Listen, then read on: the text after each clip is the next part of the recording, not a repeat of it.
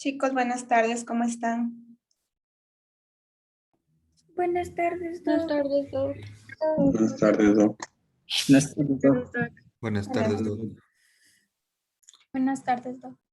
buenas tardes, ¿cómo Buenas están? tardes, Doc. Bien, Doc, ¿usted? Ahí pasando.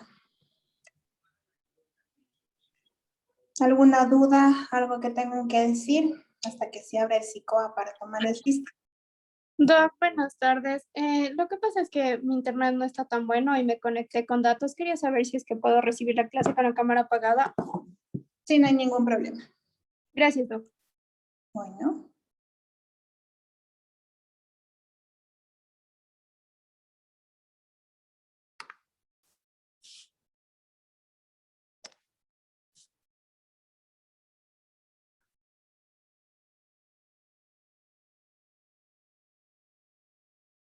En el transcurso de esta semana les hago los grupos y les publico en el aula Moodle y posiblemente con los respectivos temas. Pero en el transcurso del fin de semana, por favor.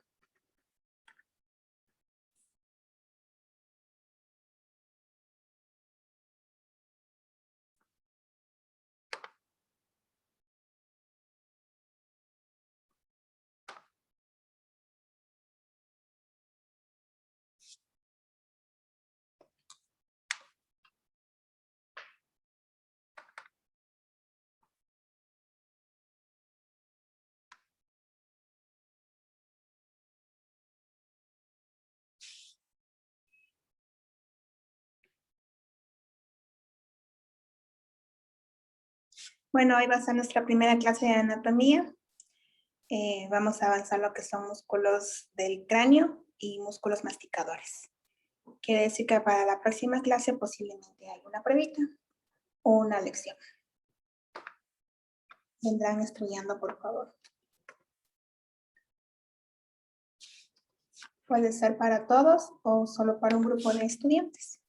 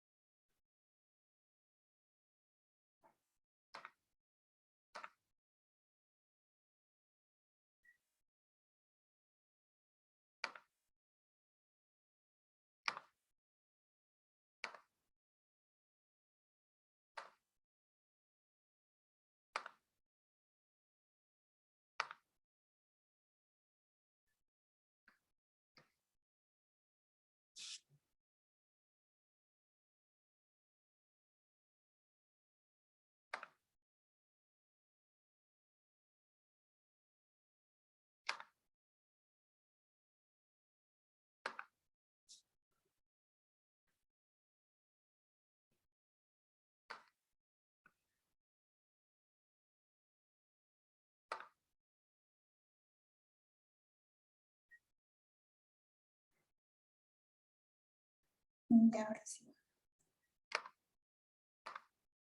Aldaz, Buenas tardes, Doc. Presente. buenas tardes. Amaguayo, Buenas tardes, Doc, presente. buenas tardes. Apo, Buenas tardes, Doc, presente. buenas tardes. Arévalo, Buenas tardes, Doc, presente. buenas tardes. Barra, Doctora, la compañera dijo que estaba en proceso de retirar la matrícula porque se le cruzaban los horarios, al igual que el compañero Steven Flores. ya, esperemos que se actualice la esta de SICOA para yo poderlo retirar. Kangi, Buenas tardes, doctora, presente. buenas tardes. Chapla, Buenas tardes, doctora, presente. buenas tardes. Charla, Buenas tardes, doctora. Presente. buenas tardes. Escudero, Buenas tardes, doctora. buenas tardes. Fiallos, Buenas tardes, doctora, presente. buenas tardes. Gallardo, Buenas tardes, doctora. Presente. buenas tardes. Gallegos, Buenas tardes, doctora. Presente. buenas tardes. Guamán, Buenas tardes, doctora, presente. buenas tardes. Lombeida, Buenas tardes, doctora. Presente. buenas tardes. Luz Uriaga, Buenas tardes, doctora, presente. buenas tardes. Naranjo, Buenas tardes, doctora. Presente. buenas tardes. Novillo, Buenas tardes, doctora. Presente. buenas tardes. Orozco, Buenas tardes, doctora. Presente. buenas tardes. Palacios, Buenas tardes, doctora. Presente. buenas tardes. Parra, Buenas tardes, doctora. Presente. Pérez, buenas tardes. Pérez, ¿no hay? Portero, Buenas tardes, doctora, presente. buenas tardes. Solís, tampoco está. Y Suárez, Buenas tardes, doctora. Presente. buenas tardes. Listo, guardamos.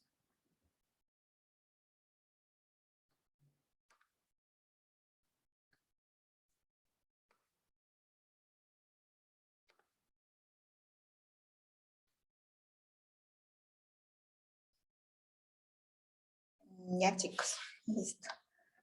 Yo sí voy a apagar la cámara porque después se cuelga con la aplicación que voy a compartir. Listo, chicos, entonces arrancamos la cátedra. Si no entienden algo, tengan la bondad de repetir, de hacérmelo saber y yo les repito, no tengo ningún inconveniente en eso.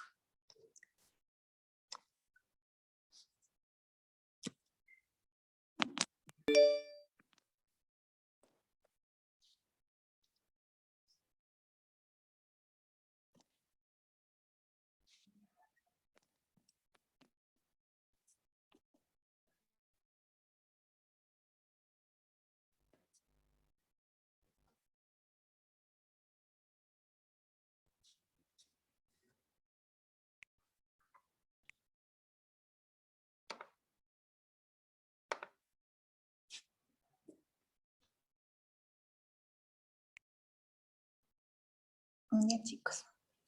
Entonces, el tema que nosotros vamos a ver ahora, bueno, en general.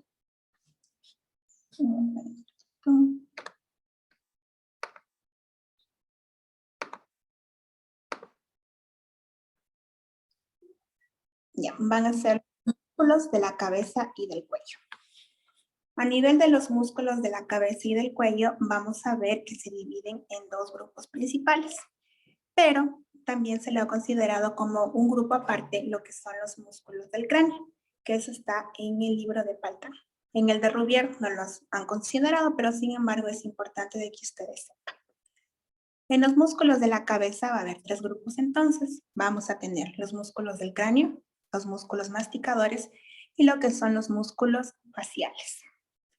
A nivel de lo que son los músculos del cráneo, vamos a tener dos principales, los cuales se los puede estudiar separadamente, que en este caso vamos a ver lo que es el frontal y el músculo occipital. o se los puede unir para formar lo que es el músculo fronto-occipital. ¿Ya?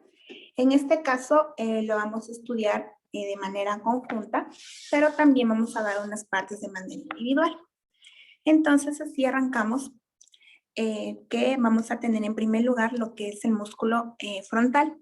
Yo quiero que se fijen muy bien en lo que es la maqueta que les estoy presentando en la pantalla, para que el rato que ustedes cuando dibujen, yo lo que necesito ver es la dirección de las fibras como ustedes pueden ver. Ustedes ven que la dirección de las fibras son diferentes y el tamaño también es diferente. En los extremos vemos unas fibras más cortas y en la parte central vemos una fibra más larga. Y también que se fijen en la coloración. Hay unas partes en el músculo, como nosotros podemos ver, que aparte del rojo que nos representa las fibras musculares, también vamos a tener unas partes blancas de color blanco nacarado aperlado. Esto se va a denominar lo que son las aponeurosis que van a tener los respectivos músculos de los diferentes segmentos de la cara o del cuello. ¿Sí? Esto yo quiero que ustedes me plasmen en lo que ustedes van a dibujar. No es que van a dibujar las fibras como a ustedes les parece, sino que todo tiene un orden, todo tiene un sentido y también todo tiene una lógica. ¿Ya? Entonces, dando estas indicaciones, arrancamos con el músculo frontal. Primero, tenemos que saber que el músculo siempre va a estar formado por un conjunto de fibras. Este conjunto de fibras nos va a dar lo que es en sí el músculo. Aparte de esto, siempre el músculo va a tener que acentuarse en una parte sólida. En este caso, dependiendo del nombre del músculo, vamos a tener el nombre del hueso. Como estamos hablando del músculo frontal, se va a acentuar en lo que es el hueso frontal, perdón. Recuerden que ustedes ya pasaron el capítulo de osteología en el primer parcial del semestre anterior. Entonces, nosotros lo que estamos haciendo es un recorderis de lo que es osteología, ¿ya? Si usted tiene falencias en osteología, le ruego revise la materia para que no tenga ningún inconveniente, porque lo único que vamos a hacer es nombrar las partes osteológicas para ver por dónde se va a insertar las diferentes fibras musculares.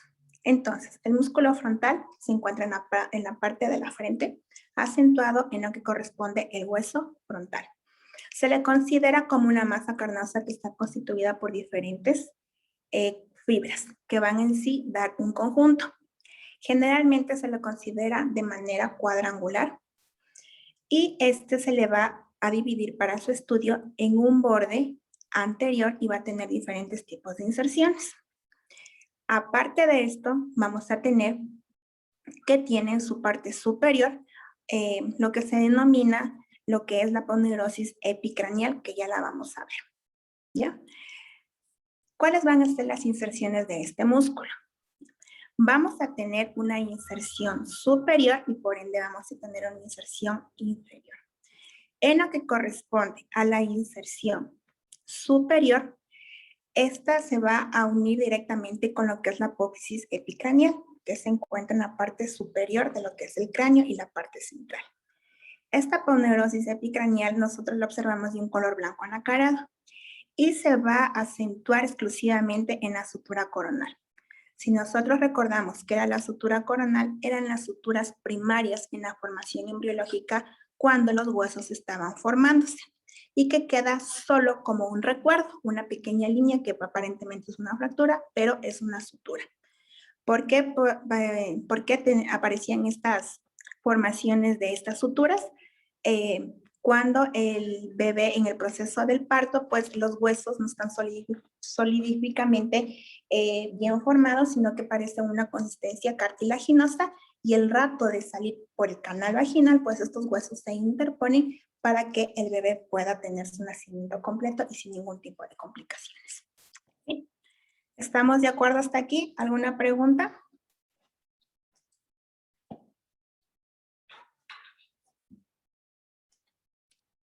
En clases. Doctora, una pregunta. La aponeurosis epicranial es entre lo que está blanquito y lo que se une con las fibras musculares, ¿verdad? Exacto, esa es. Bien, gracias. Bien. Y luego vamos a tener un borde inferior, que este borde inferior se va a unir con el conjunto de dos músculos. ¿Cuáles van a ser? El orbicular superior, el orbicular de los ojos del párpado superior y también con el músculo superciliar que se encuentra en la raíz de la nariz. ¿Qué es este? Este es el orbicular superior y este es el músculo superciliar. Entonces, sus fibras, como ustedes pueden ver, se van a entrecruzar, ¿sí?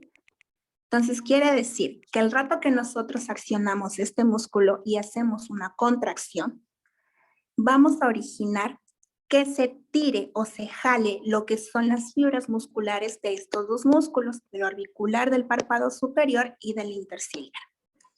Cuando nosotros hacemos la contracción de este músculo, vamos a provocar unas arrugas de manera horizontal por todo esto aquí, ¿sí? De tal manera que también este músculo se lo denomina el músculo de la tensión. Y lo podemos comprobar cuando a un paciente o a ustedes mismos le están llamando la atención, usted lo único que hace es contraer el músculo, el rato que lo contrae, enseguida o al mismo tiempo va a elevarse las fibras del músculo del orbicular, del párpado superior y del interciliar, porque sus fibras están intercaladas entre sí. ¿Preguntas hasta aquí? Entonces, como ¿Puede repetir en dónde estaba el músculo de la tensión, por favor? el músculo de la tensión es el músculo frontal. Gracias. Doctor, una pregunta. Dígame. ¿Qué es la calota o galea? La aponeurosis epicranial tiene dos nombres. Se llama aponeurosis epicranial, también se le denomina calota o también se le denomina galea aponeurótica. Tiene tres nombres. Ya, entonces el rato que hay la contracción, pues ya les dije que va a tirar lo que son las fibras musculares y por lo tanto también va a ser tirante de lo que es la piel, provocando las arrugas en la respectiva parte frontal de la piel. ¿Sí? Bien. Ahora vamos a ver lo que es el músculo occipital, que este músculo obviamente se va a encontrar en la parte de atrás, en la parte del hueso occipital, pero como ustedes pueden ver, se va a encontrar justo en la parte central. No se va a extender a las partes externas o laterales, sino que se va a encontrar en la parte central y va a tener una forma de un cuadrado. ¿Sí? De un cuadrado alargado, un rectángulo, digámosle así. Y va a tener su borde superior, que se va a unir igual con lo que es, bueno, borde superior, borde inferior y los dos bordes laterales, que alrededor de todos estos bordes va a tener una unión directamente con las aponeurosis epicranial. ¿Sí? ¿Qué más? Ya. ¿Dónde se va a acentuar exclusivamente este músculo? Obviamente se va a acentuar en lo que es el hueso del occipital, pero exclusivamente en la parte de la línea occipital superior. ¿Sí? Ahí se va a acentuar este músculo. Ya, ahora vamos a estudiar lo que es la aponeurosis epicranial. Como ustedes pueden ver, es bastante extensa. Va a ir desde el borde superior del hueso, del músculo, perdón, frontal, que vendría a ser esta parte de aquí, y va a recorrer toda esta parte de aquí, en la parte central, se va a dirigir a las partes laterales. Cuando se encuentra en la parte central, va a tener una consistencia totalmente gruesa, ¿sí? Y mientras se extiende hacia las partes laterales, esta va a presentar una consistencia delgada. ¿Hasta dónde se va a acentuar en la parte lateral? Hasta el borde superior que corresponde al músculo temporal, que es este. Donde en estas partes de aquí, como les dije, va a ser totalmente delgada la aponeurosis epicranial. En esta parte de aquí. Ya. ¿Qué más? Ya. ¿Qué es una aponeurosis? Generalmente es una membrana que va a recurrir a lo que son los músculos. Vamos a ver que cada músculo va a tener su propia aponeurosis. Yo creo que todos hemos entrado a la cocina y hemos cortado un pedazo de carne. Es lo que nosotros o las mamás nos dicen que quitemos la tela a la carne, ¿verdad? Y hemos encontrado la parte de la tela donde hay una consistencia muy gruesa que vendría a ser ahí lo que es la calota, galea o la aponeurosis epicranial, ¿no? Siempre relacionen que los términos que yo le digo tienen relación con el elemento anatómico al que están cubriendo o al que están teniendo una relación totalmente anatómica, ¿ya?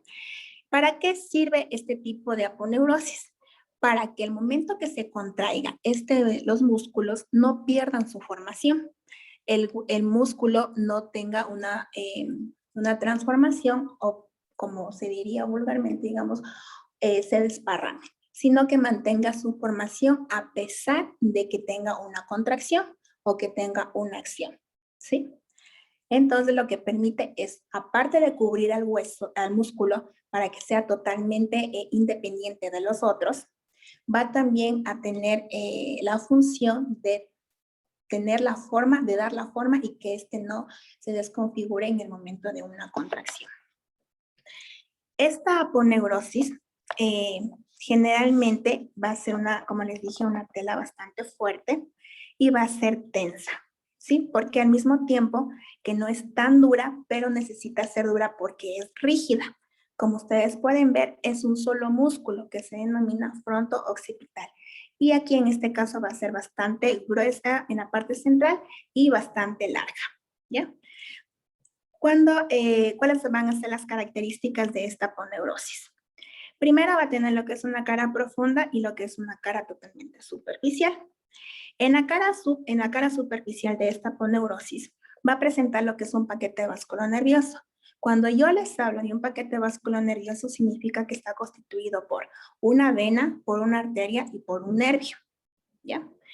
Entonces va a tener un conjunto de vasos sanguíneos y va a tener por los diferentes nervios para que dé la respectiva sensibilidad, ¿ya? ¿Para qué la sensibilidad? Para que ahí se forme lo que es el folículo piloso y pueda dar la sensibilidad a lo que es el cuero cabelludo. Ahora, en su cara profunda, primero va a estar acentuado en el periósteo. ¿Quién me dice lo que es el periósteo? Eso es en osteología. ¿Es la tela que recubre los huesos? Es como una membrana serosa que recubre los huesos. ¿Seguro? ¿Quién tiene otro concepto? Es una membrana que forma parte de, o sea, sí, forma parte de la constitución de los huesos y se podría decir que se sitúa o está en el cuerpo de estos. Es una membrana que se encarga de nutrir y regenerar. Exacto. Sí, más que todo es una membrana que da la nutrición y lo que es la regeneración, ¿ya?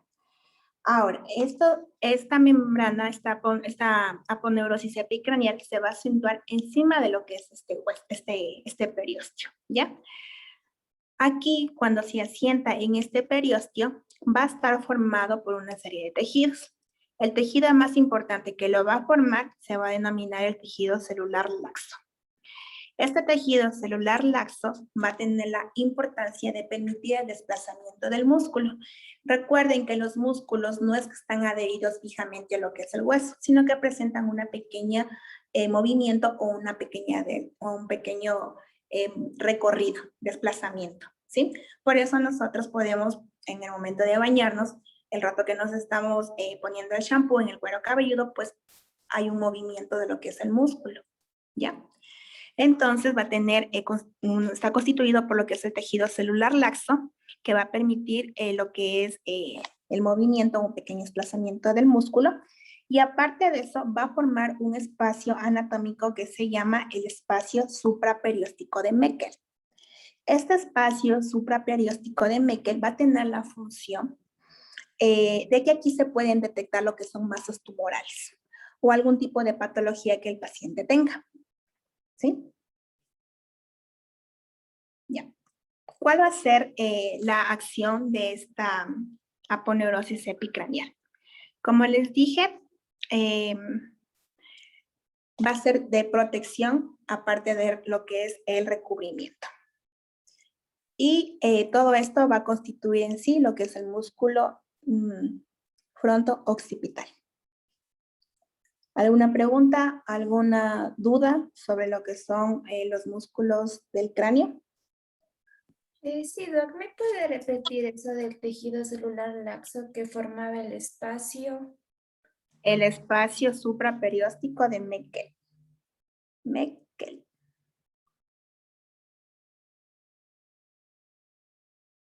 Ya, gracias, Doc. Bueno. ¿Algo más o podemos seguir? Doc. Entonces, ¿seguimos? Ya. Ahora vamos a ver lo que son los músculos masticatorios.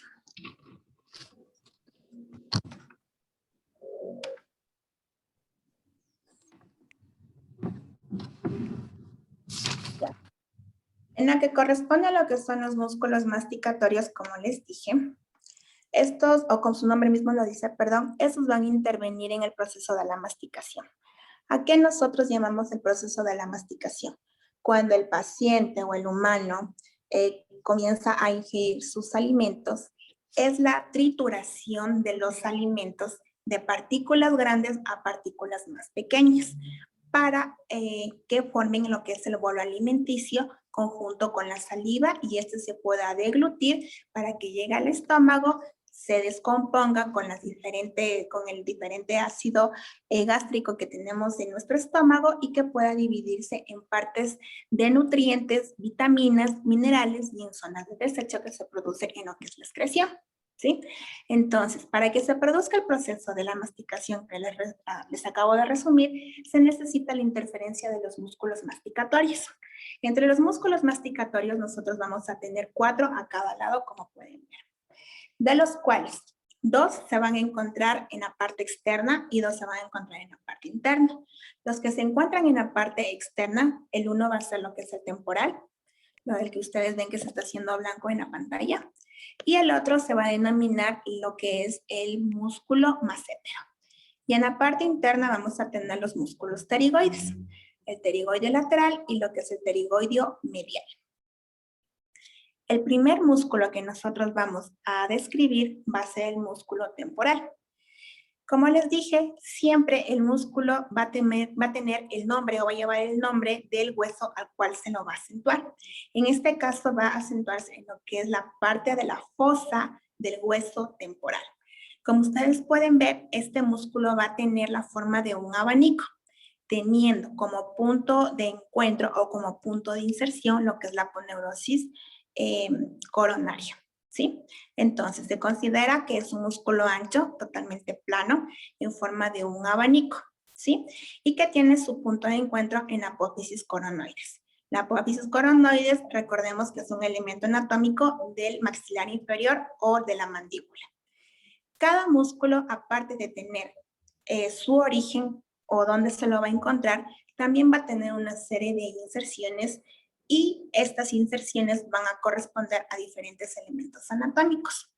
Si nosotros somos observadores del gráfico que está en la pantalla, podemos ver que va a tener una parte totalmente nacarada, que se va a encontrar en esta parte de aquí, que generalmente eso ya nos obliga a pensar que es una aponeurosis de este músculo, asimismo como en la parte superficial o en su borde superior, ¿sí?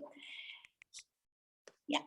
Aparte de esto, nosotros vamos a observar que todas las fibras no tienen la misma dirección, sino que las fibras anteriores van a ser más rectas y conforme vaya la parte posterior, como dirigiéndonos a la parte del occipital, vamos a ver que las fibras van siendo más, ¿cómo se llama? Más oblicuas. Bien, y cuando terminamos en las fibras posteriores, pues prácticamente están ya acostadas. Entonces, ¿dónde vamos a tener el origen o cuál va a ser el origen de este músculo temporal? Va a tener 3 tipos de orígenes. El primero lo va a hacer en lo que es la fosa del temporal, menos lo que es el arco cigomático que se encuentra aquí. Eso es el arco cigomático, ¿sí? Todo lo que es la fosa temporal menos el arco cigomático, retrocigomático, perdón. Aquí vamos a encontrar una buena cantidad de lo que es el tejido adiposo, es decir, el tejido graso. El segundo punto de inserción va a ser en la línea temporal inferior y en lo que es la cresta infratemporal. que corresponde al hueso temporal. Y la otra va a ser en los tercios superiores de lo que corresponde a la fascia temporal. Vamos a hacer un corte de lo que es el músculo para poder observar lo que es el hueso. Este es el hueso del temporal, entonces aquí tranquilamente nosotros podemos ver lo que es la fosa del temporal, que es todo esto. Encontramos también lo que es la cresta inferior, que viene a ser esto, y lo que es la línea temporal inferior, y la tercera que era la cara profunda de la fascia del temporal. Entonces, si yo les digo, describa las inserciones del músculo temporal, entonces usted no se va a alargar mucho, va a poner 1, lo que es la fosa temporal. 2, línea temporal inferior y cresta infratemporal. Y 3, en la cara profunda de la fascia temporal. ¿Está claro? Doctora, disculpe, ¿podría repetirle el origen 2? El origen 2, a ver, es en la línea temporal inferior y la cresta infratemporal.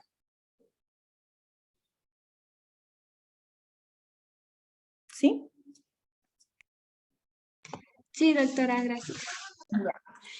No se olviden que el punto de encuentro era en lo que es la aponeurosis coronoides, la apófisis coronoides, perdón. ¿Ya? Aparentemente, si le vemos de esta manera, nos da la idea de que solo hasta aquí va a aparecer lo que es este músculo, pero vamos a hacer un corte. Vamos a sacar esto, vamos a sacar el hueso. Y aquí podemos observarlo, que tiene una parte inferior bastante larga y bastante prominente, ¿verdad? Entonces también va a tener relaciones con los fascículos que corresponden a los músculos pterigoideos, en especial con el lateral, que viene a ser estos de aquí.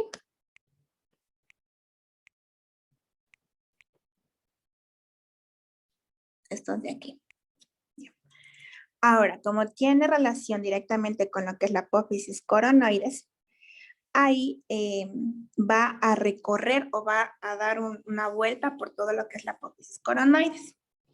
De esta manera, va a tener fascículos.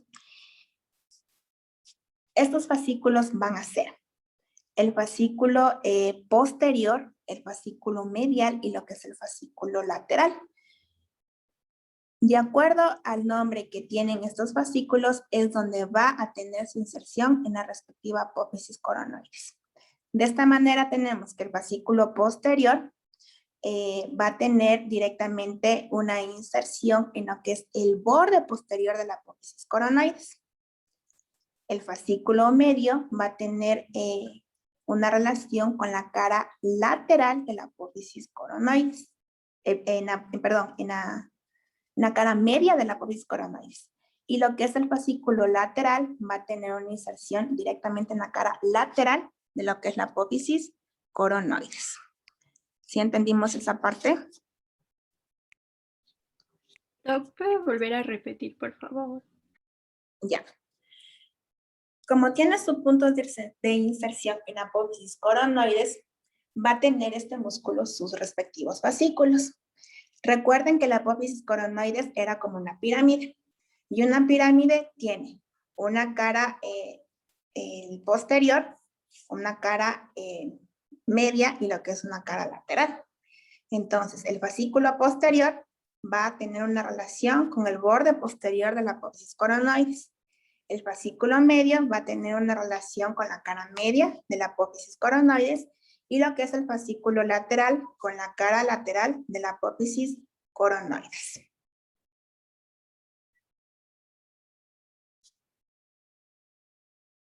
¿Se entendió?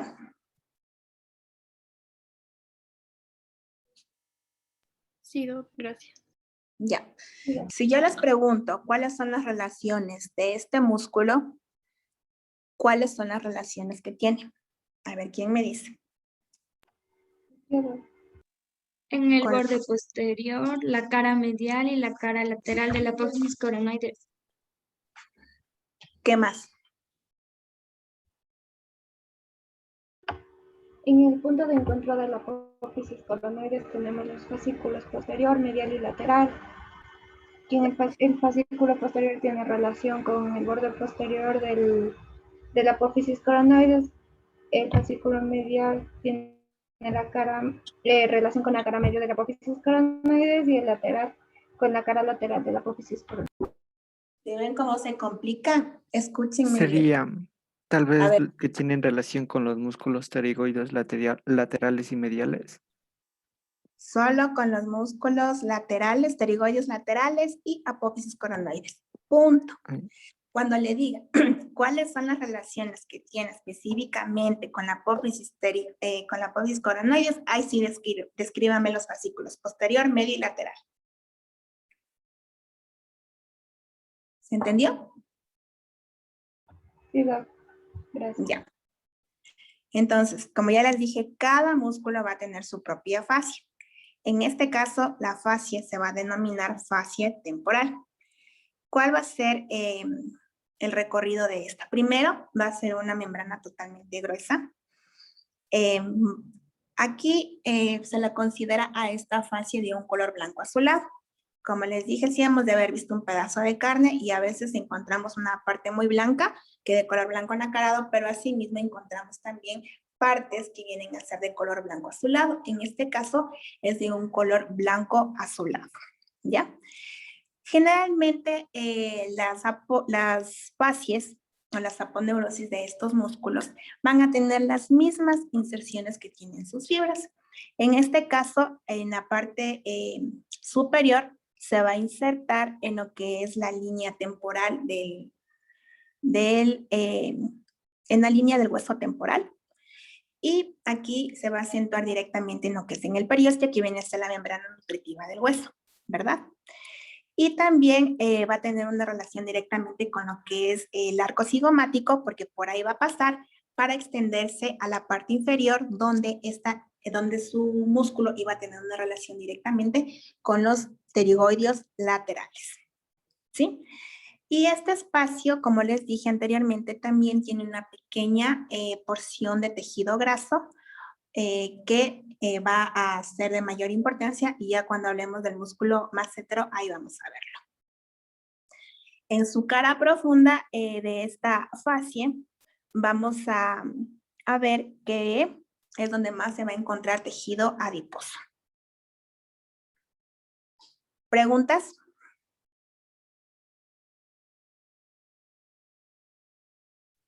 Sí, una pregunta, Doc.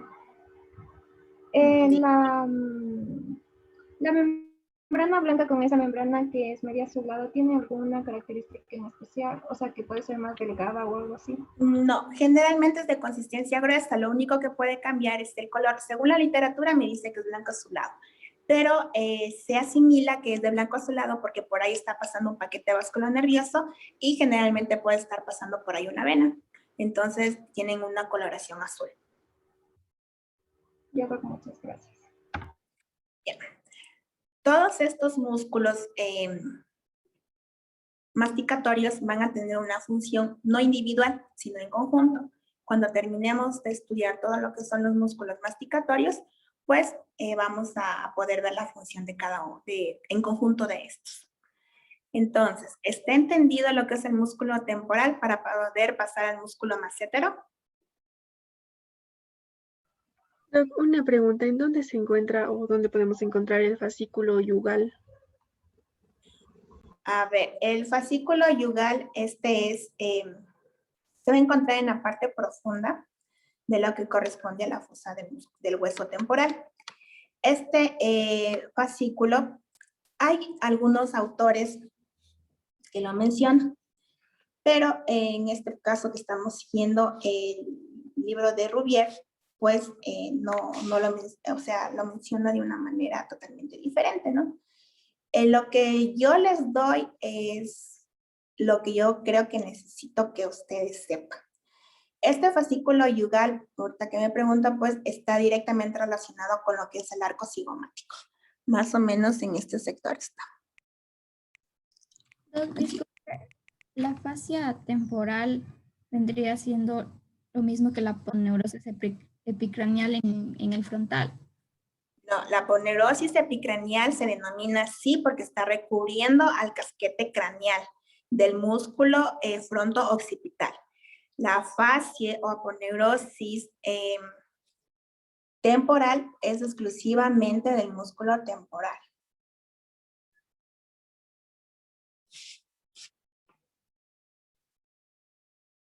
Gracias, doctor. Ya. Entonces, para que quede bien claro que el fascículo yugal se va a encontrar en relación con el arco cigomático, exclusivamente en este sector donde están los puntos azules. Generalmente se lo considera el fascículo yugal a esto.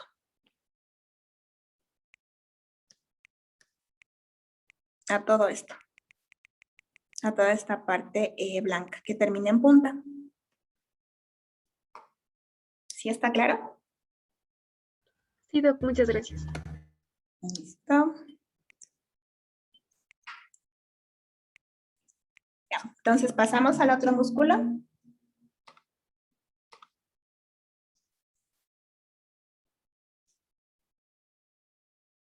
¿Sí? ¿No? Sí, Doc. Sí, Doc. Ya. Vamos a ver ahora lo que es el músculo massétero. El músculo massétero se lo considera como uno de los músculos que tiene más fuerza. Va a ser más o menos desarrollado de acuerdo al tipo de masticación que el paciente tiene. Generalmente en pacientes que son muy carnívoros, que consumen grandes cantidades de carne, pues van a tener más desarrollado. O pacientes que tienen el hábito de estar mascando chicle prácticamente todos los días. Aparentemente se lo ve en la maqueta que tiene supuestamente dos músculos, ¿no? Pero es uno solo que se divide en diferentes fascículos, ¿ya? En este caso, como ustedes pueden ver, ¿de dónde a dónde va a ir? Primero va a extenderse de todo lo que es el arco cigomático en su cara inferior, que es esto, y va a dirigirse sus fibras de manera oblicua hasta llegar a lo que es el gonio o la parte lateral del borde inferior de la mandíbula o maxilar inferior en su parte externa. ¿Sí? El gonio se lo considera justo a la curva donde termina. La cara lateral, el borde lateral del cuerpo y con el borde posterior de la rama del maxilar inferior.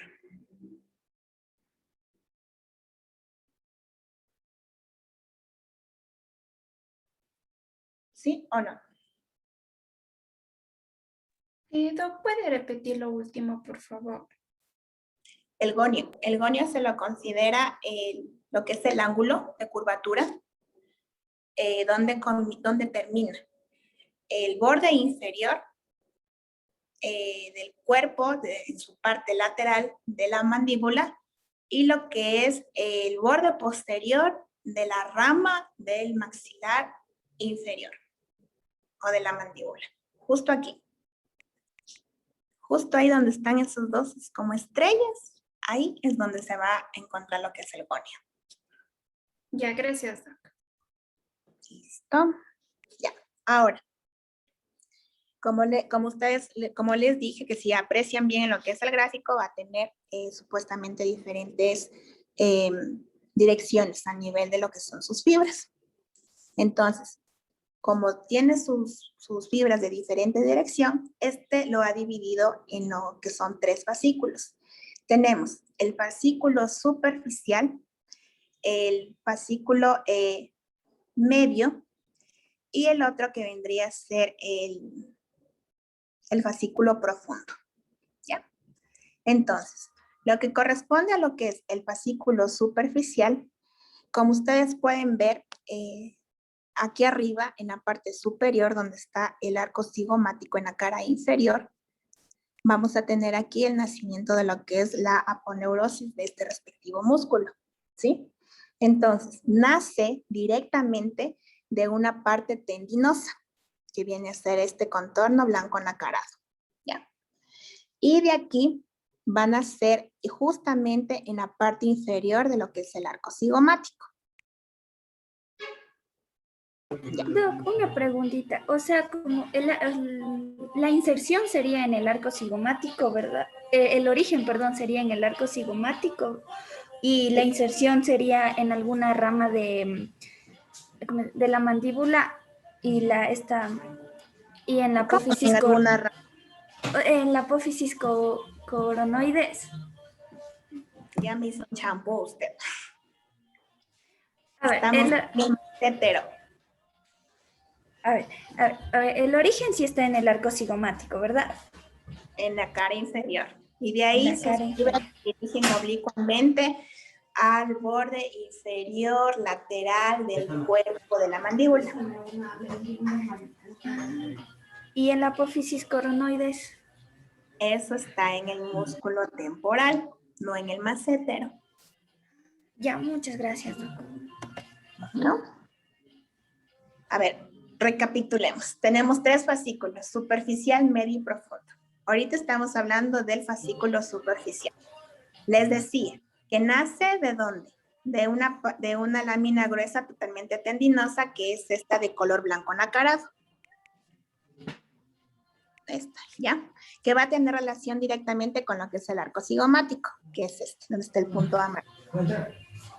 Y de ahí del arco cigomático, sus fibras van a atravesar lo que es el hueso cigomático y también van a lo que es, apaguen los micrófonos por favor, y lo que es la apófisis cigomática del maxilar. ¿Sí? ¿Está entendido lo que es el fascículo superficial?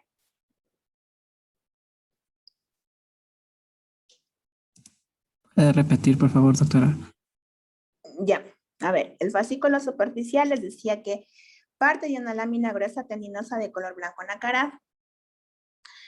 Sale de lo que es el arco cigomático, luego se dirige a lo que es el hueso cigomático, que va a formar lo que es el pómulo, y de ahí llega a lo que es la apófisis cigomático del maxilar.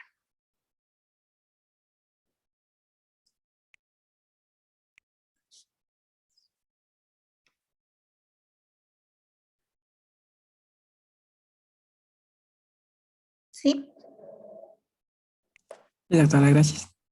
Ya. Ahora, el fascículo medio, que es el que se encuentra posteriormente donde está el punto amarillo. Este fascículo medio, en cambio, va a ser cubierto por el fascículo superficial, ¿sí? ¿Y de dónde va a nacer? Igual, del borde inferior de lo que es el arco cigomático, que es este. Y luego sus fibras, las fibras musculares que corresponden a este fascículo, va a ir a terminar en lo que es la cara lateral de la rama del maxilar inferior. De aquí van a partir acá. Y sus fibras van a ser, digámosle, en una dirección vertical. Porque las fibras del fascículo superficial iban a ser totalmente oblicuas.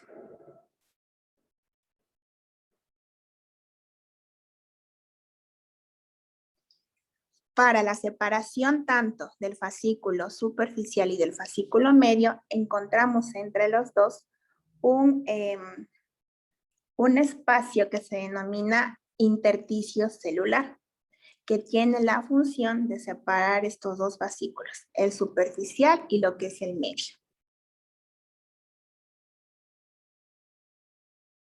¿Puede repetir el nombre, por favor? Se denomina intersticio celular. ¿Dónde va a ser este espacio del intersticio celular? En la parte superior, donde estoy señalando, ahí es donde se va a diferenciar más. Porque en la parte inferior, como terminan prácticamente en el mismo punto, se van a confundir. Porque ahí es donde va a presentar una mayor unión, porque terminan en su propio punto. Y detrás de estos dos fascículos nosotros vamos a encontrar el fascículo profundo, que esto lo vamos a poder ver en la parte de atrás. Vamos a hacer los respectivos cortes. Ya.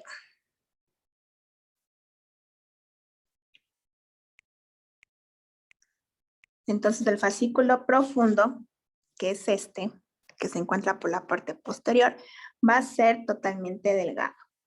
¿Ya? Va a estar cubriendo como prácticamente del fascículo superficial y del fascículo medio. Igual van a ser de lo que es el arco cigomático. Y de ahí, en cambio, va a terminar en lo que es la parte del, ¿cómo se llama? Del gonio, o sea, del ángulo de la mandíbula, pero en su parte interna. Y aquí sí va a tener una relación con lo que es la aponeurosis cigomática. Perdón, coronoides. La aponeurosis coronoides.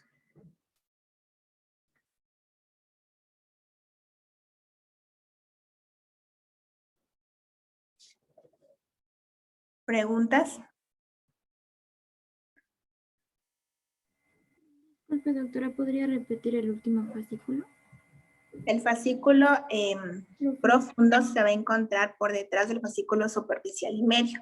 Va a ser más delgado, van a ser del arco cigomático y de ahí va a dirigirse a lo que es la cara interna, justo en el ángulo donde termina, ¿sí? Pero en la parte interna, no en la parte externa.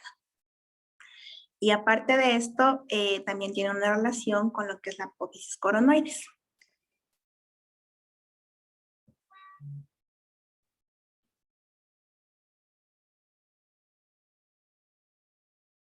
Muchas gracias, doctora. Listo.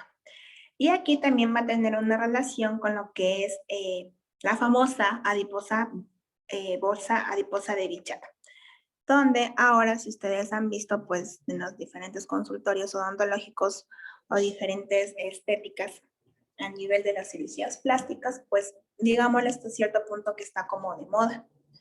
Yo les voy a dar mi punto de vista, pues, y usted también tiene que generar lo que es su criterio odontológico y también médico. Cuando nosotros retiramos, a ver, primero comencemos de que todo en nuestro cuerpo tiene una funcionalidad. Nada es más importante ni nada es menos importante. Todo cumple una función. Cuando la persona va envejeciendo, como ustedes han de haber escuchado, los años no pasan en vano. Nosotros hemos de tener o hemos visto a una persona de tercera edad, un abuelito, una abuelita, ¿verdad? ¿Qué pasa cuando la persona envejece y se encuentra en el nivel de la tercera edad? Hay grasa.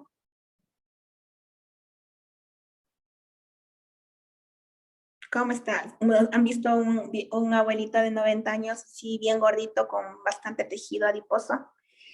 Cuando nos dan la mano, prácticamente es hueso y pellejo, como quien dice, o sea, hueso y piel. Prácticamente no hay nada de grasa. Y el músculo está atrofiado, porque ya no tienen la actividad que posiblemente tenían en la juventud. ¿Sí? Ya. Tenemos el concepto erróneo de que si nos quitamos la bolsa adiposa de Bichat, especialmente para las personas que se sienten identificadas con o se sienten mal por supuestamente ser cachetones, digámosle así, o tener unas mejillas de gran volumen, quitándonos estos espacios de grasa, pues vamos a afinar el músculo. Yo les pregunto, quitando la grasa, como estamos viendo, hay veces que no se da el efecto que el paciente requiere, o sea, el adelgazamiento. Me voy más a lo que son las mujeres o las chicas porque siempre nosotros tenemos la tendencia a hacer las famosas dietas. Entonces, cuando uno hace dieta y hace su restricción de comida, pues nosotros no podemos decir quiero quitar grasa de tal parte, pero no de aquí, sino que la grasa se va en general, ¿verdad? Entonces, cuando nosotros quitamos esa parte adiposa, no es que vamos a disminuir de volumen del cachete. Porque como ustedes están viendo, el músculo massétero es más voluminoso o menos voluminoso de acuerdo al tipo de alimentación que nosotros llevamos. ¿Qué pasa cuando nosotros extirpamos esta bolsa? Se va a quedar un hueco. No va a ser llenado por nada. Entonces, puede ser que hasta cierto grado se afine un poco lo que es el rostro, pero más tenemos que ubicarnos o plantearnos en el músculo del massétero para ver qué tipo de alimentación tiene el paciente. Cuando pasa el tiempo de los años o el paciente sufre una vejez prematura, este espacio, como no está llenado por nada, simplemente la piel es como que se hunde. ¿Ya? Y ahí vienen los famosos envejecimientos prematuros. De ahí usted puede tener su concepto de que si lo quiere realizar, usted para su persona o en un futuro usted mismo realizarlo como profesional. Yo la verdad estoy en contra de eso porque no considero necesario sacar un aditamento que posiblemente nosotros lo podemos controlar con una buena alimentación. Y además no considero tener un envejecimiento prematuro. Como ustedes pueden ver, bueno, todos hemos visto TikTok y a veces hay unas profesionales estéticas que nos enseñan a ponernos las cremas de acuerdo a la dirección de los músculos. Y como ustedes están viendo, los músculos reaccionan de acuerdo a las fibras, a qué dirección van. Entonces, tranquilamente se puede hacer una gimnasia facial y ya podemos eliminar esta parte de los cachetes si en el caso de la paciente no requiere. Pero usted tiene la obligación de saber cuáles son los pro, cuáles son los contra de este tipo de tratamiento que se está realizando. ¿Quedó claro? ¿Hay alguna pregunta? Doc, ¿estas bolsas de Bichat se pueden volver a regenerar o no? No se regeneran porque usted ya quitó todo, absolutamente extirpó por completo. La bolsa de Bichat simplemente es un tejido adiposo que se va a encontrar justo en la cara profunda de lo que es el músculo. Se va a encontrar exclusivamente abajo los pómulos y va a estar entre el músculo massétero y lo que es el músculo buccinador. Ahora, ¿cuál va a ser la función? Primeramente, no cumple una función estándar específicamente como para que no se la pueda extirpar. No tiene una función totalmente vital. Solo aporta lo que es un volumen a nivel de las mejillas.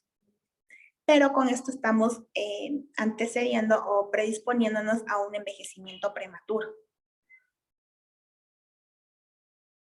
Puede ser que tengamos alguna paciente que sí, que tenga una excesiva cantidad de grasa, pero recordemos que todo tiene que ser en armonía. O sea, si encontramos una paciente que tiene demasiado afinado el rostro y tiene una contextura totalmente gruesa, es una paciente que, por ejemplo, tiende a la obesidad, no vamos a tener una estética totalmente acorde. Simplemente que vamos a tener un paciente desarmonioso totalmente y después se toma una selfie que da hermoso el rostro y después se conoce con el enamorado o el crush ¿cómo se llama? En persona y dice eso sí no está bien armonioso, está bien desarmonioso. Entonces hay que tener siempre en nosotros como odontólogos no solo a fijarnos en dientes, sino a fijarnos alrededor de los tejidos anatómicos que se encuentran rodeándole al paciente. Y es bueno que nosotros también sepamos este tipo de consideraciones para que nos demos una oportunidad de opinar. No simplemente viendo sí que está de moda sacarse la bolsa de Bichat, vamos. No, sino que tiene que tener su propio criterio, tanto personal como médico. Recuerde que yo siempre les voy a repetir que nosotros somos médicos estomatólogos, ¿ya? Y usted tiene que darle un consejo o le puede dar una viabilización a su paciente por un médico, por un consejo médico, ¿no? Siempre y cuando esté fundamentado. De ahí usted no le puede decir al paciente, por más que a usted no le guste, usted no le puede decir al paciente, no se haga. yo le sugiero que no se lo realice por esto y por esto. Pero sin embargo, si usted desea realizarlo, tiene todo el derecho. Simplemente ayúdeme con una firmita en este consentimiento informado donde yo le documento que yo le dije los pros y los contras y usted quiere realizárselo de todos modos. Porque todo el mundo necesita comer, todo el mundo necesita trabajar y los abogados también están a la orden del día. Entonces, cuando el paciente tenga algún efecto secundario o vea que no le gusta su rostro y le diga, golpea su consulta y le diga, es que usted no me dijo que me iba a pasar esto. Usted no me dijo que yo iba a aparecer así y ahora devuélvame pues la grasa. Yo ni cómo hacer nada. Entonces usted saca el consentimiento y le dice, usted firmó. Ahí sí, el paciente no puede hacer absolutamente nada. Y los consentimientos informados se lo firman el profesional, el paciente, si hay un testigo familiar del paciente y la auxiliar. Porque a veces el paciente es, no sé, no me acuerdo. Entonces, cuando hay varios testigos, es muchísimo mejor. Y siempre yo considero que se le tiene que dar una copia al paciente para que tenga su consentimiento y así nos evitamos de cualquier tipo de demanda a futuro. ¿Quedó claro? Sí, gracias. Y otra regla de oro, ningún paciente dice la verdad. Todos los pacientes son sanos, todos los pacientes son lindos, nunca han padecido de ninguna enfermedad. Solo el rato que pasaron por su consulta, ahí les duele todo. Y lamentablemente en odontología, usted puede que no haya hecho nada, simplemente le revisó al paciente. Pero en odontología, el último que toca al paciente o el último que toca la muela de ese pacientito es el culpable. Porque le va a decir, es que yo llegué a su consulta sin dolor. Usted me tocó, no sé qué me hizo y yo ya me estoy muriendo del dolor. No sé, usted me soluciona. Por eso usted tiene que manejar un vocabulario técnico y decirle que el paciente, por ejemplo, llega y le dice, doctora, no pude dormir toda la noche. Está que me duele, que me duele. Yo me fui a tal lugar y me hicieron así, así, así. Entonces, a veces el paciente es bien cizañoso y le dice, a mí me hizo, por ejemplo, a mí me hizo la doctora Cedeño y yo creo que es malo porque no me hizo bien, a mí me duele y más lo que me cobró es una ladrona y así. Porque así se expresan los pacientes. Entonces, usted no va a decir, sí, sí, y va a contribuir a la cizaña. No, usted va a decir, bueno, vamos a ver qué pasó. La doctora ha de haber tenido sus recursos o ha de haber tenido su diagnóstico para poder hacer eso. Vamos a analizar lo que se le hizo por medio de una radiografía. Usted no la puede tocar al paciente sin un estudio extraoral, es decir, con una radiografía. O si no, vamos a explorar clínicamente qué es lo que le pasa. Entonces, usted ya está viendo cuál es el campo y, por ejemplo, usted está viendo que sí, es un trabajo mal hecho, entonces usted no puede atacarle al odontólogo, porque entre colegas no nos podemos atacar, simplemente decirle, ¿sabe qué? Pasa esto, posiblemente hubo un efecto secundario y vamos a tratar de solucionarlo. Pero el rato que yo destape su muelita va a provocar dolor. ¿Acepta? Sí, sí. Entonces es un conversatorio que usted tiene que tener con su paciente, pero como yo le digo, siempre manteniendo el respeto de profesional y paciente. Usted no puede, por más que le duele el corazón y más buena que sea, usted no puede intrometerse en lo que es el sentimiento del paciente, porque luego usted tiene que cobrar porque usted tiene que comer. Y el paciente a veces apela a que le va a hacer tener pena al profesional como para que le baje la cuota o simplemente que no cobre o tenga un mayor descuento. ¿Sí? Entonces usted tiene que aprender a hablar siempre en tercera persona. ¿Quedó claro?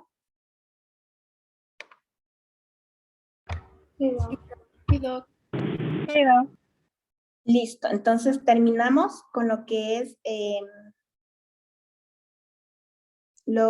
el músculo massétero y ahora vamos a continuar con lo que son los músculos pterigoideo lateral y lo que es el pterigoideo medial.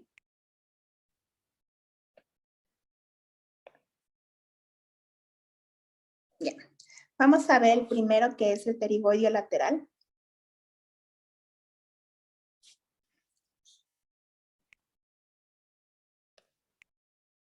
El pterigoideo lateral es este.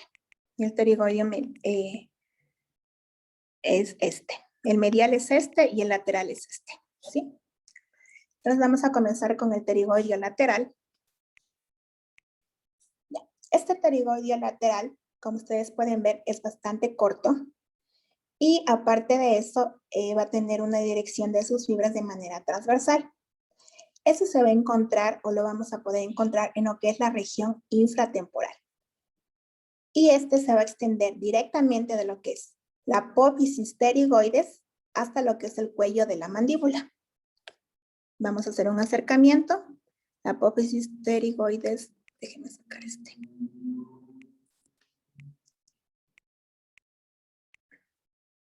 Apófisis pterigoides que se encuentra aquí. Luego sus fibras tienen una dirección totalmente transversal y va a terminar en lo que es el cuello de la mandíbula, que es en este sector de aquí. ¿Sí? ¿Dónde va a tener sus inserciones? Primero, sus inserciones lo va a hacer por medio de dos fascículos. El primer fascículo, como ustedes pueden ver, que va a dividirse en dos. Este es uno y este es el otro. El primer fascículo se denomina el fascículo superior o esfenoidal. Y el otro se va a llamar el fascículo inferior o pterigoideo.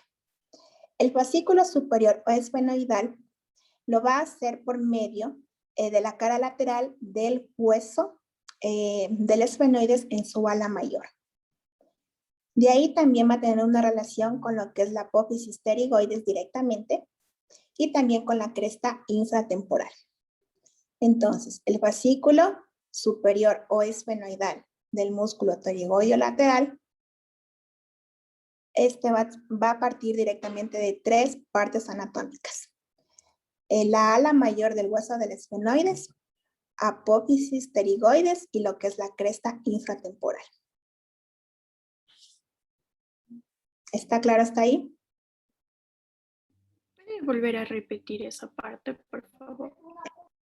Tiene tres tipos de inserciones el fascículo superior o esfenoidal. Parte horizontal, es la ala mayor del hueso del esfenoides, es la cresta infratemporal y lo que es la apófisis pterigoides.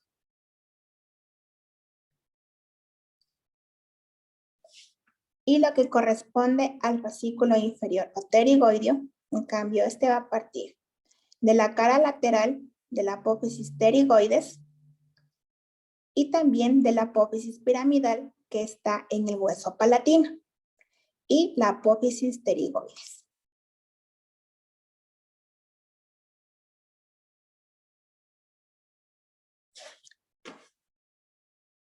Repitamos. Entonces el fascículo inferior o pterigoides sale de la apófisis pterigoides, lo que es ¿cómo se llama? La apófisis piramidal del hueso palatino y lo que corresponde a la tuberosidad del maxilar.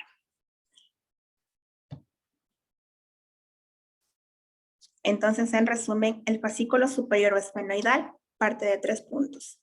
El ala mayor del hueso del esfenoides, la apófisis pterigoides y lo que es la cresta infratemporal. Y el fascículo inferior sale de la apófisis pterigoides, la apófisis piramidal del hueso palatino y lo que es la tuberosidad del maxilar superior.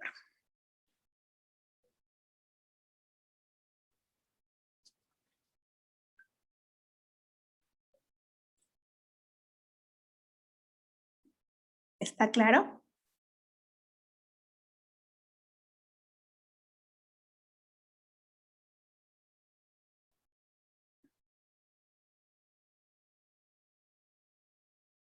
¿Puede repetir el fascículo inferior?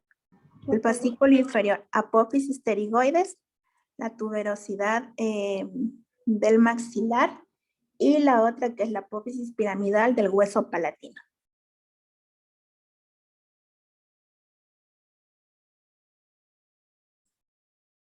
Gracias.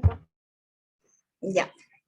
Ahora, como ustedes pueden ver, hemos visto dos tipos de fascículos que tiene este músculo pterigoideo lateral.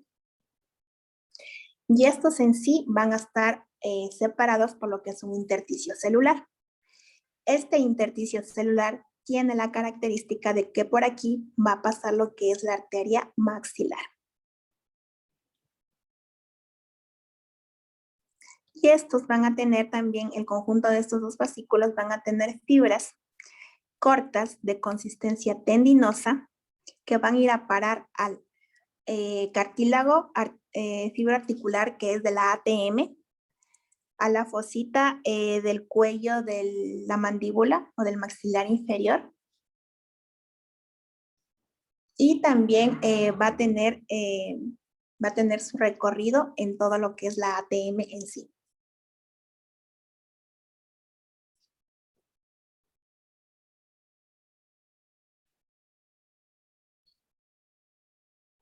Preguntas sobre este músculo.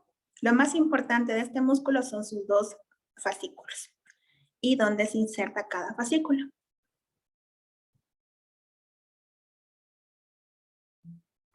Disculpe, doctora, ¿podría repetir lo del intersticio celular? Ya, en el intersticio celular va a ser el espacio que va a separarse de los dos fascículos. Y esto es importante porque por aquí va a pasar lo que es la arteria maxilar.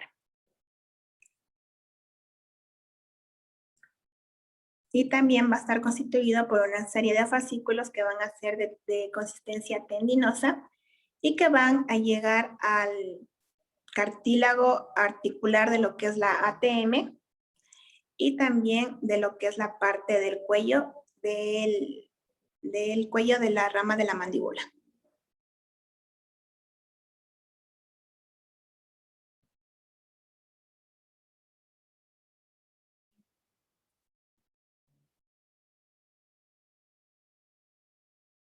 Gracias, doctor. Bueno, ¿podemos pasar al otro músculo? ¿Hay alguna pregunta más a lo que no se entendió?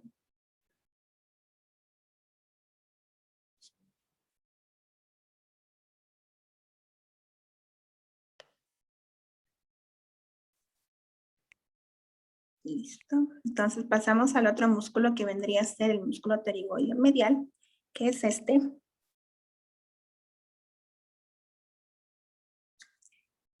Este músculo, en cambio, como ustedes pueden ver, va a ser grueso y va a tener la forma cuadrilátera, ¿ya? ¿De dónde a dónde se va a extender? Desde la fosa pterigoidea hasta la parte del ángulo de la mandíbula en su parte interna. Desde aquí, que viene a ser la fosa pterigoidea. Luego sus fibras tienen una dirección oblicua y van a terminar en el borde, en el ángulo más bien de la mandíbula, pero en su parte interna. ¿De dónde, cuáles van a ser las inserciones de este músculo? Este se va a insertar exclusivamente en lo que es la fosa pterigoides. Y de aquí va a tener diferentes relaciones anatómicas. Entre estas vamos a tener que va a tener una relación directamente con lo que son los músculos del velo del paladar, especialmente con el músculo tensor del velo del paladar. Y como pasa por este músculo del velo del paladar, también va a tener otros orígenes. Entre estos vamos a tener, igual en apófisis pterigoides, lo que es la lámina medial de igual de la apófisis pterigoides y lo que es el fondo de la apófisis pterigoides. Es decir, que este músculo netamente va a tener su origen en apófisis pterigoides, tanto en su cara anterior, lateral o algún borde que este tenga. Usted con que me diga que está en el apófisis pterigoides, tranquilamente está en lo correcto. Pero también se le considera que tiene su origen en apófisis piramidal que corresponde al hueso palatino, debido a que tiene contacto con la tuberosidad del maxilar. Prácticamente son las mismas orígenes que tienen los fascículos del pterigoideo lateral, debido a que tienen el mismo origen prácticamente.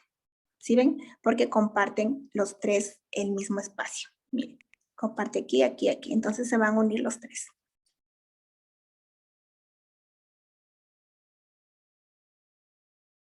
¿Alguna pregunta?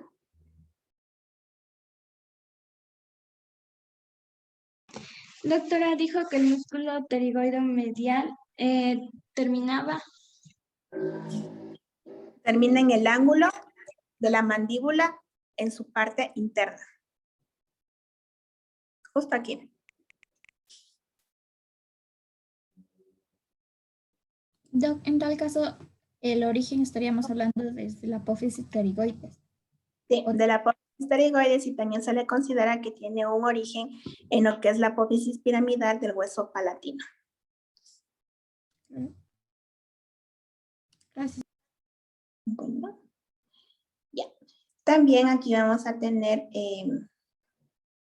lo que es su respectiva fascia, pero esta fascia tiene que tener, es un tanto especial, porque tiene que recorrer tiene que realizar, más bien dicho, diferentes dobleces, debido a que tiene que cubrir al lateral y a lo que es el medial. Y el lateral tiene 2 fascículos, entonces tiene que tener diferentes dobleces.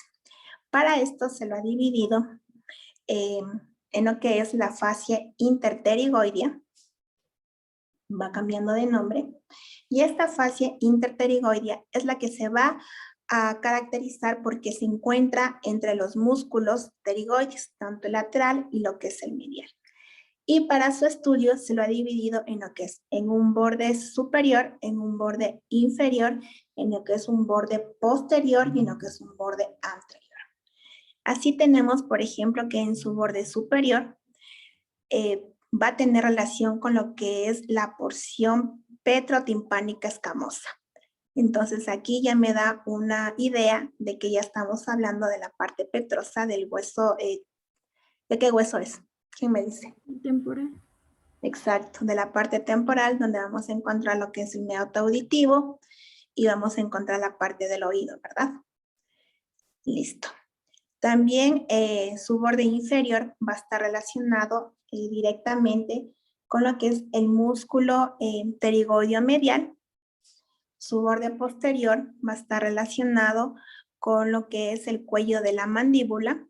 Y este es importante porque por aquí van a pasar los vasos maxilares y un nervio de importancia que se denomina el nervio auriculotemporal.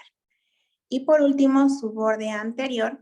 En cambio, este es importante porque va a tener una relación con la apófisis pterigoides, pero este a su vez se va a relacionar también con lo que es la parte de la base de la lengua, es decir, en la parte posterior, donde se va a encontrar con los diferentes fascículos que vienen de lo que es la fascia faringobacilar, que es una región que ya se encuentra en la parte posterior a nivel de la garganta, ya prácticamente donde comienza lo que es la faringe. Por eso se denomina fascia faringobacilar.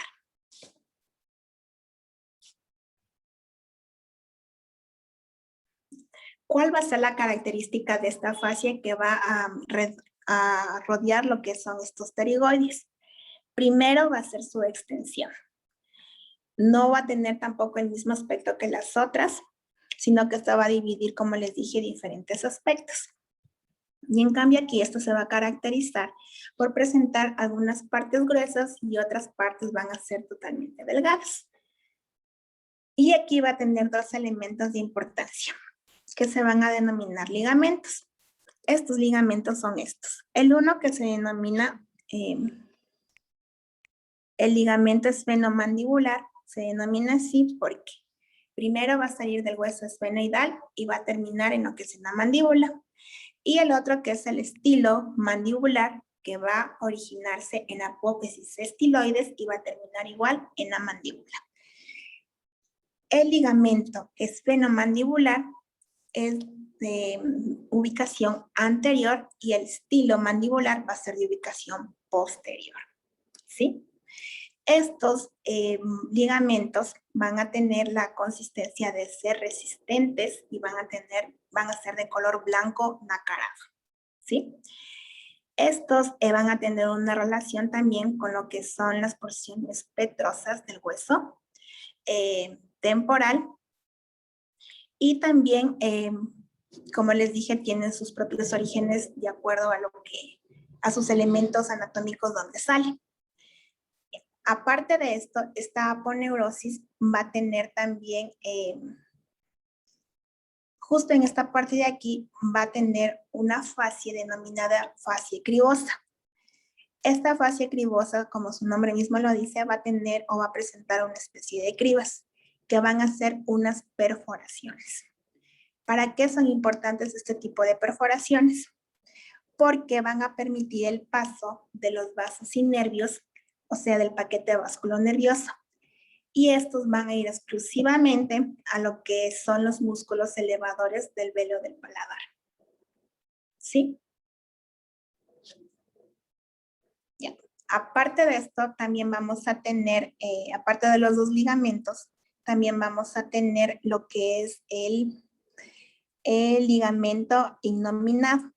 Este ligamento innominado es un ligamento que se va a formar en el borde superior que corresponde a esta fascia interpterigoidea y este va a permitir que se conecte a lo que es la base del cráneo. ¿Por medio de qué? De un agujero que se denomina crota fibrobuccinador.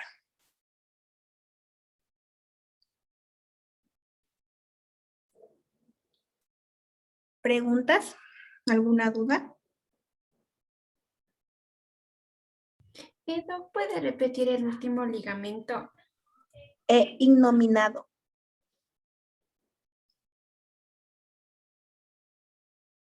¿Y el segundo cuál era? Hasta ahorita les he dado 3. El esfenomandibular, el estilomandibular y lo que es el ligamento innominado. Les decía que este ligamento va a permitir una conexión con la base del cráneo por medio del agujero que se denomina crota fitocobuccinador.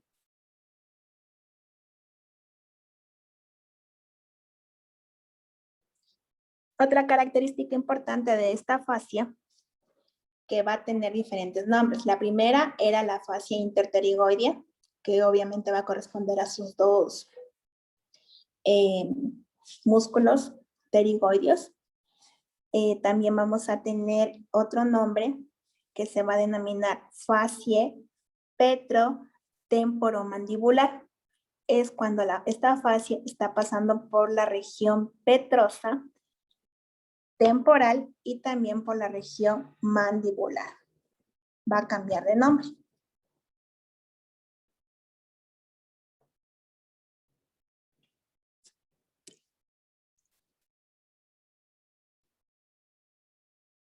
¿Alguna pregunta? ¿Se entendió?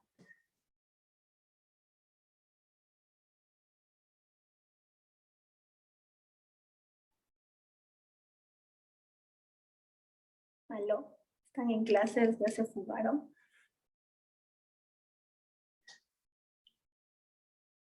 Están en clases, vean. Doc, ¿podría repetir la fascia petromandibular, por favor? La fascia petromandibular, no era petromandibular, es pterigotemporomandibular, porque pasa por la apófisis pterigoidea, es la parte del temporal y lo que es la parte mandibular o maxilar inferior.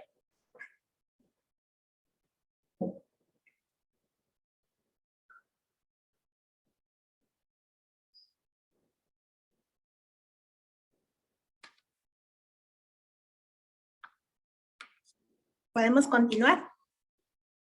Sí, Doc. Ya. Sí, Doc. Ahora sí vamos a ver la acción de estos músculos masticadores en conjunto. Para que se produzca el proceso de la masticación se necesita la intervención en conjunto de estos músculos.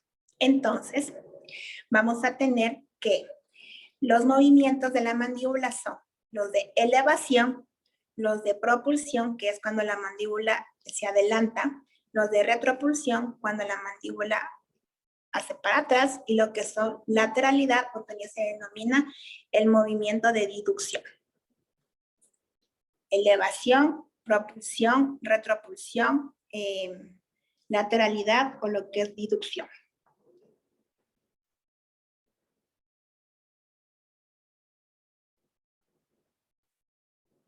¿Sí? ¿Está claro? Ya. Entonces, la mandíbula, para que se produzca la elevación, van a intervenir los siguientes músculos. El músculo temporal, que es el músculo massétero, y lo que era el músculo pterigoideo medial, ¿sí?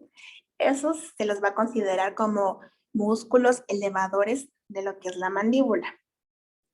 Ahora, el músculo pterigoideo medial también se lo considera como músculo pterigoideo interno. Y el músculo lateral también se lo considera como pterigoideo externo. Se le puede preguntar cualquiera de esos dos nombres.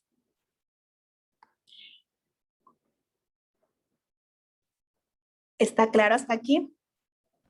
Sí, doctora, ¿puede repetir la última parte? El músculo pterigoideo interno también se le denomina como músculo pterigoideo medial y el pterigoideo lateral como pterigoideo externo. También al movimiento de elevación de la mandíbula también se le denomina como movimiento de ascenso.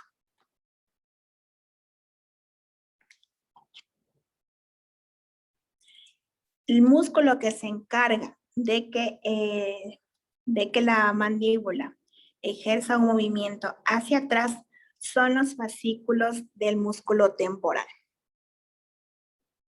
Y para que haya un movimiento de diducción o de lateralidad, se necesita la contracción del músculo pterigoideo lateral, el derecho y el izquierdo.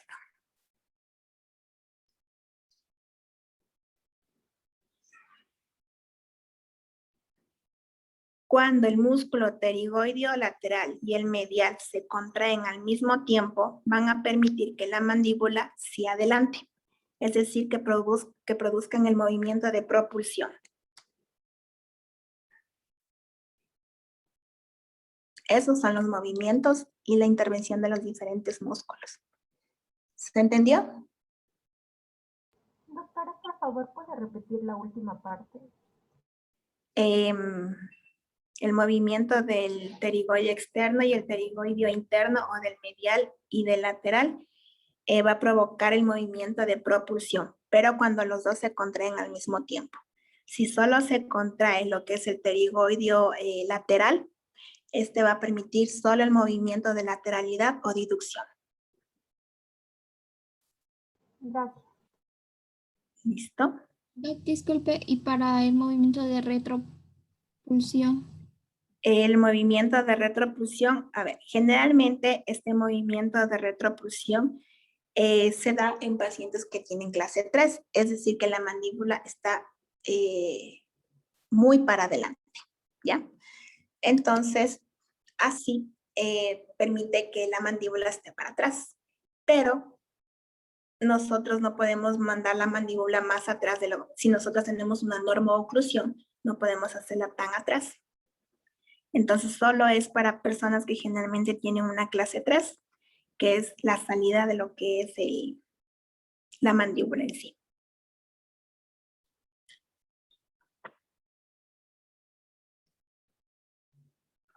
¿Una pregunta más?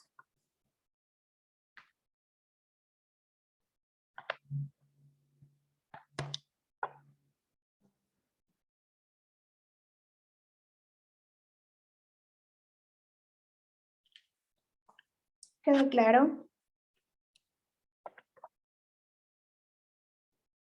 Sí, doc.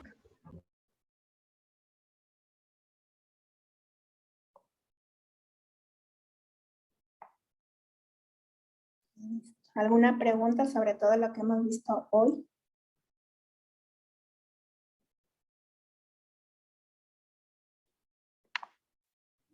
Doc, disculpe, de los músculos masticatorios nos mencionó que 2 se encuentran en la parte externa y 2 en la interna.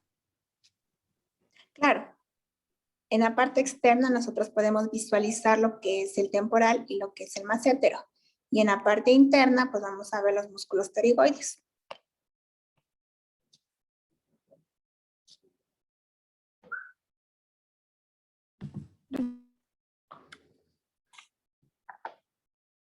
Sí, ¿alguna duda más?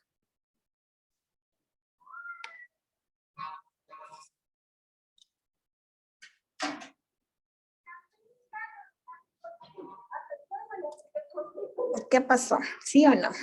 ¿Más preguntas o no? Yo tengo una pregunta. En lo que es el movimiento de la retropropulsión, intervienen lo que son los fascículos del músculo temporal. Sí, esos pues, los fascículos del músculo temporal o simplemente el músculo temporal, porque el músculo temporal no lo estudiamos como fascículo, sino como solo músculo. Y el movimiento depresor de la mandíbula no les quiero dar todavía porque esos son músculos que todavía no vemos, que son el del digástrico, miloioideo y lo que es el genioioideo, que vienen a ser músculos de la lengua. Pero no les quiero confundir. ¿Más dudas?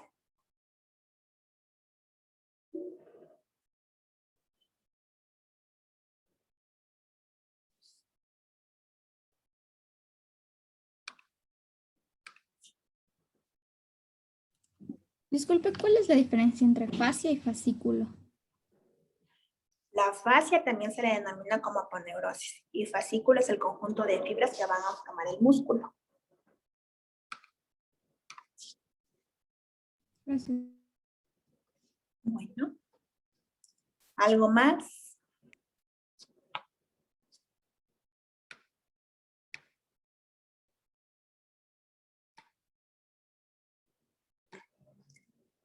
Ya. Ahora vamos a ver, les voy a dar un poquito de introducción de lo que son los músculos faciales.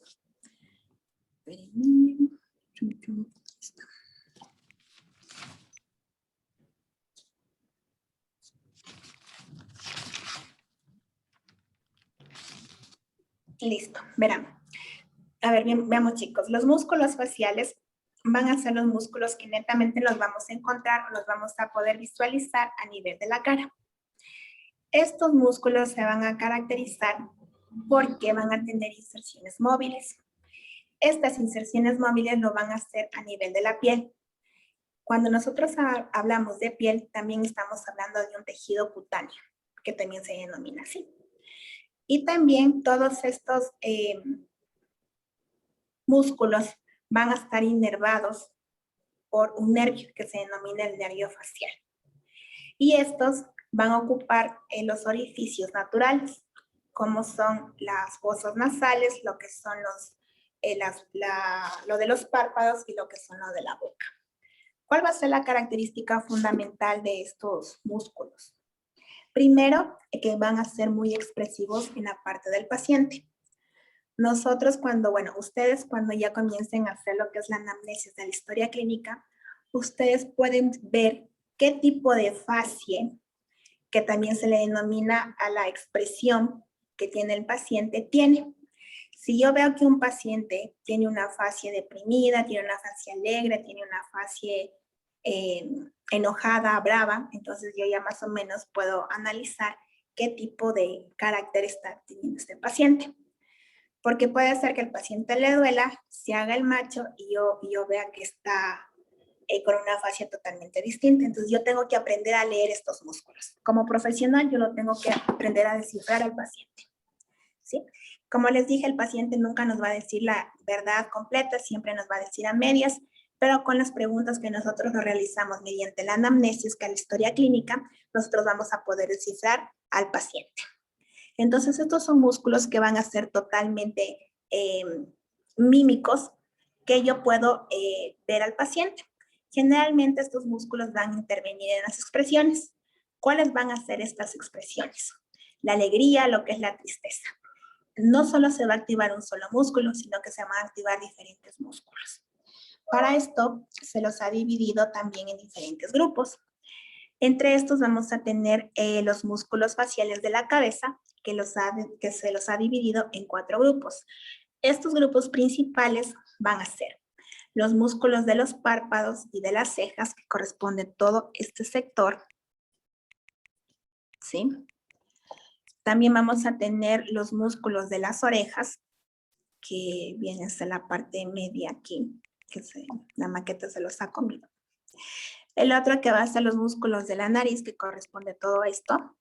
Y lo que son los músculos de los labios, que a este se le ha denominado, se le ha añadido más bien un músculo que por tener las fibras muy largas y con conexión a músculos que se encuentran en este grupo, también se le incluye al músculo platisma, que generalmente también tiene que ver en la región del cuello. ¿Sí? Entonces, los 4 grupos principales: músculos de los párpados y de las cejas, los músculos de las orejas, los músculos de la nariz y lo que son los músculos de los labios. Dentro de los músculos de los párpados y de las cejas, estos vamos a tener. También aquí se lo va a considerar al músculo occipitofrontal o simplemente al músculo frontal. También se lo va a considerar dentro de este grupo al músculo prócer, que es este de aquí.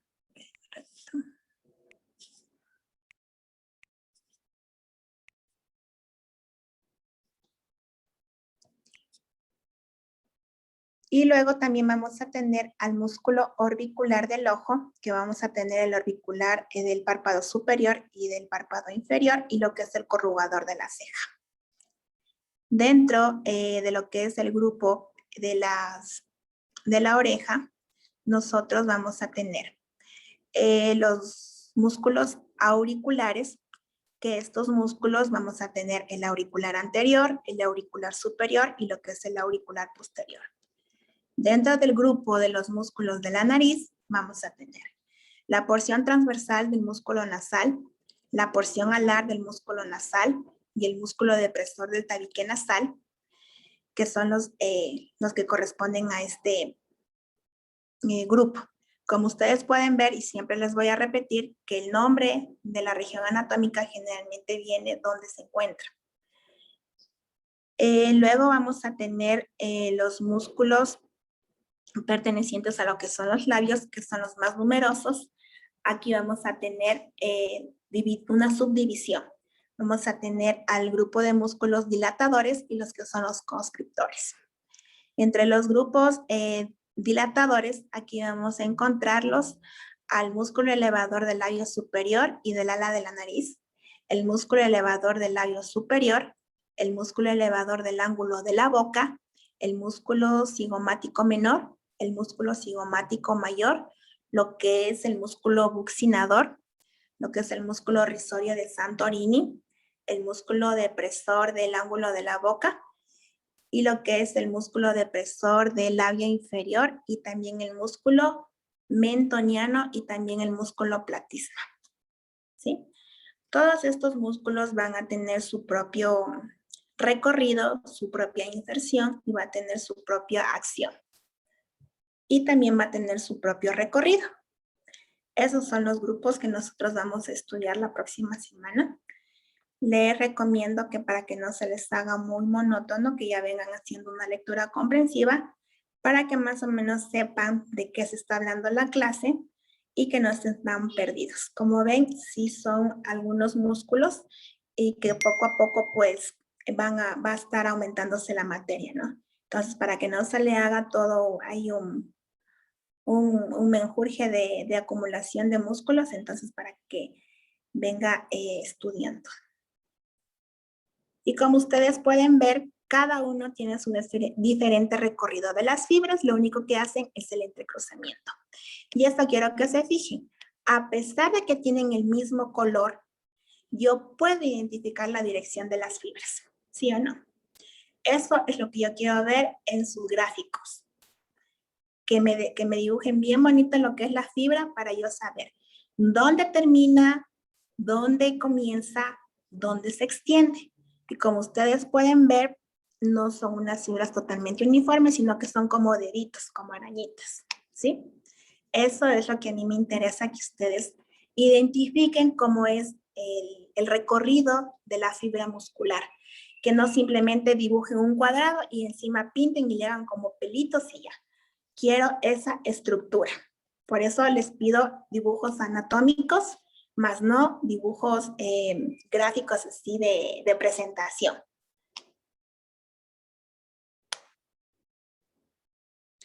¿Preguntas?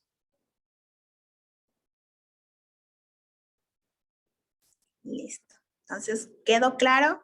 la materia de ahora, la clase que se les dio. Así es como yo manejo la clase. No sé si entendieron, si está bien, si está mal, si está muy rápido, si está muy lento. No tengo idea. Necesito que hablen y necesito que se expresen, por favor. Doctora, una consulta. Una. ¿Usted va a subir lo que graba de la clase en la aula virtual? Sí, yo subo lo que grabo de la clase. Les pongo clase asincrónica y la fecha de la clase. Muchas gracias. Bueno, ¿algo más? ¿Qué les parece? ¿Está bien? ¿Está mal? ¿La metodología? ¿Vamos despacio? ¿Vamos rápido? Díganme ustedes.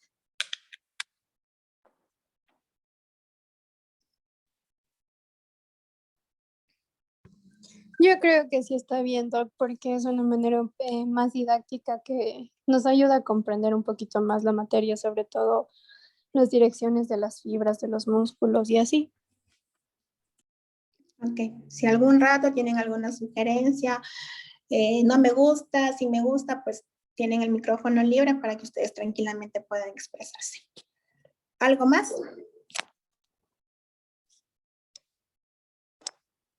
Solo a veces Doc, cuando nos está explicando que a veces trata de hablar un poquito más lento porque a veces no alcanzamos a veces a notar y por eso estamos repite lo mismo.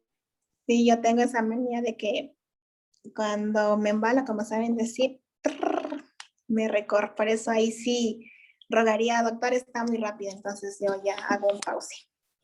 Sí, por favor, Doc. Sí, no hay ningún inconveniente. Me dicen nada más, está muy rápido y ahí le bajo la velocidad. ¿Algo más? Disculpe, doctora, acerca de ¿en qué libro podríamos encontrar la información acerca de este tema?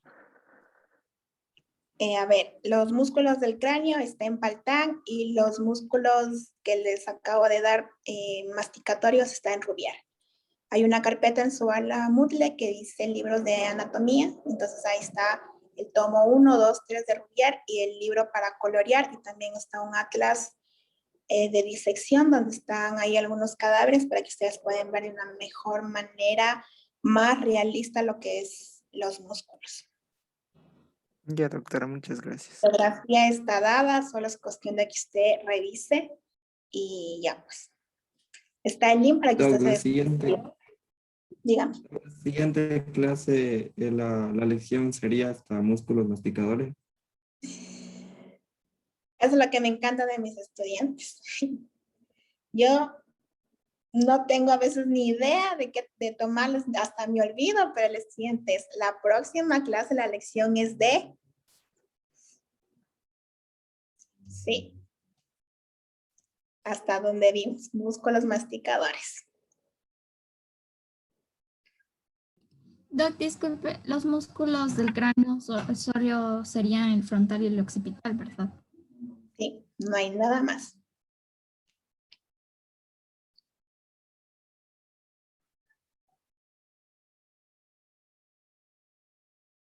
Y como de aquí con ustedes nos vemos el día miércoles, tienen bastante tiempo para estudiar, ¿verdad?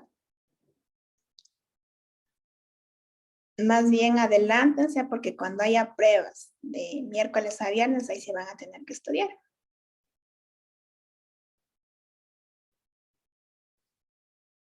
¿Algo más?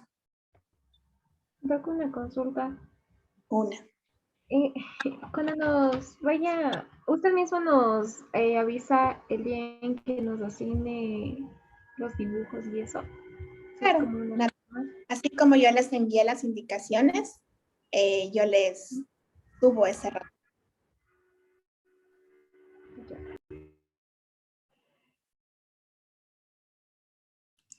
Tengo otra consulta. En el deber solo necesitamos, por ejemplo, colocar el mapa o el dibujo, no necesariamente ni nombre, ni Universidad Nacional, nada, solo el contenido sería, ¿verdad?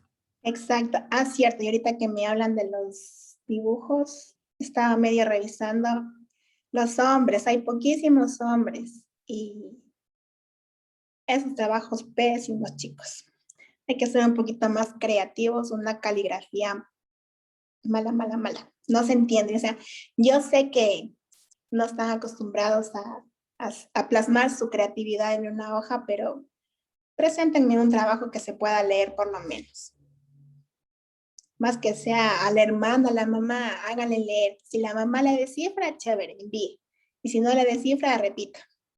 Porque yo no descifro, de verdad. Y traten de enviar lo más nítido posible. Porque no se entiende y está borroso. Así como cuando sale una foto borroso, así mismo me envíen.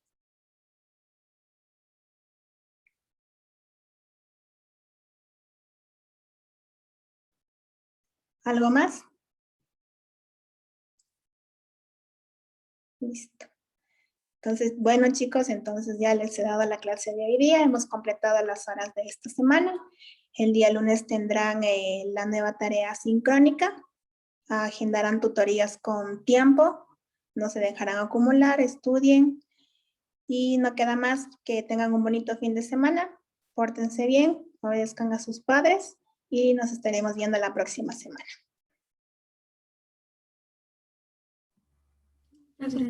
Gracias, Doc. Gracias, Gracias, Doc. doctor. Gracias, Doc. Gracias, Hasta Doc. luego, chicos. Bien.